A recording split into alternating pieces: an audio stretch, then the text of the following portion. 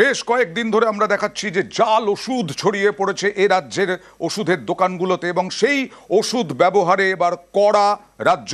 194টি ওষুধ, নিত্য প্রয়োজনীয় ওষুধ, সেই নিত্য প্রয়োজনীয় ওষুধগুলো ব্যবহার করা যাবে না, বিক্রি করা যাবে না, নির্দেশিকা জারি করেছে স্বাস্থ্য দপ্তর।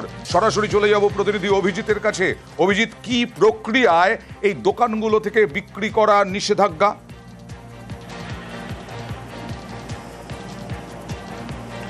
অয়ন, এক লপ্তে একসঙ্গে 194টা ওষুধ খুব কমই হয়েছে। প্রত্যেক মাসে আমরা দেখতে পাচ্ছি যে একের পর এক ওষুধ হয় জাল বেরোচ্ছে, ভুয়ো বেরোচ্ছে, অথবা সেই ওষুধগুলো গুণমানে উত্তীর্ণ নয়।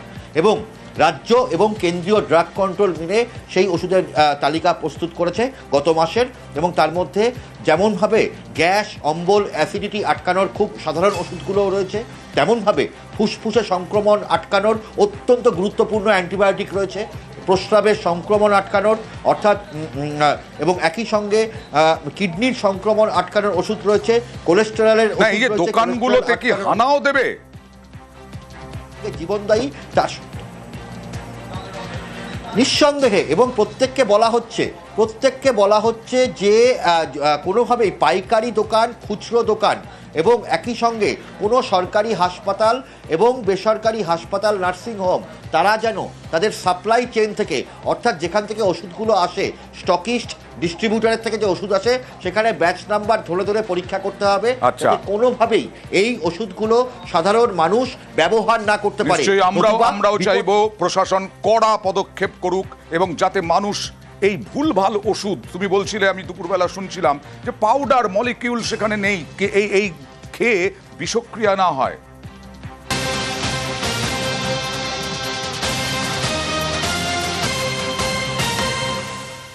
আর এটা হচ্ছে মুর্শিদাবাদের জিয়াগঞ্জের একটি আইসিডিএস কেন্দ্র। তার চাল ভেঙে পড়ে 7 পড়ুয়া জখম, আহতরা লালবাগ মহকুমা হাসপাতালে ভর্তি।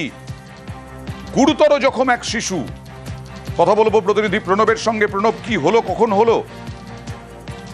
দেখো, আজকে সকালবেলাতে যথারীতি স্কুল শুরু হয় অঙ্গনারী সেন্টারে, এবং ছোট ছোট বাচ্চারা এসেছিল। প্রায় 25 জনের মতো বাচ্চা উপস্থিত ছিল। তার মধ্যে হঠাৎ করে হুড়মুড়িয়ে মাথার তোমার যে চাল, সেই চাল কিন্তু ভেঙে পড়ে এবং 7টি ছোট শিশু তারা কিন্তু আহত হয়।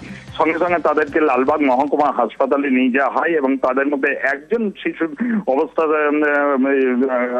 বেশি হয়, তাকে মুর্শিদাবাদ মেডিকেল কলেজে রেফার করা হয়।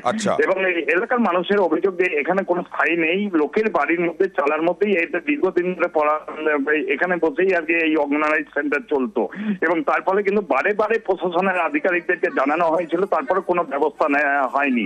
এবং এই যে নতুন গ্রাম তোমার মুর্শিদাবাদ এবং আজিমগঞ্জ জিয়াগঞ্জের যে পঞ্চায়েত সমিতির 76 নম্বর যে পাঠান নতুন পাড়ার যে অঙ্গনারী সেন্টার, তা নিয়ে কিন্তু দীর্ঘদিন ধরে অভিযোগ রয়েছে যে একাধিকবার কিন্তু প্রশাসনকে বলা হলেও কিন্তু স্থায়ীভাবে কোনো ব্যবস্থা করা হয়নি, যার ফলে কিন্তু এই ঘটনা ঘটেছে। তবে খুব দ্রুততার সঙ্গে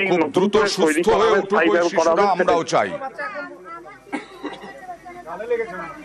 সকালে হঠাৎ করে সেন্টারের যে চালা ছিল, সেই চালাটা ভেঙে পড়ে গেছে। চালার যে টালি ছিল সেগুলো বাচ্চাদের গায়ে পড়েছে এবং বাচ্চারা ইনজুরি হয়েছে। অস্বাস্থ্যকর পরিবেশের মধ্যে এই সেন্টারটা চলে দীর্ঘদিন ধরে। কতজন ইনজুরি হয়েছে?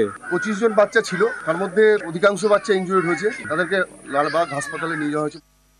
Coming up,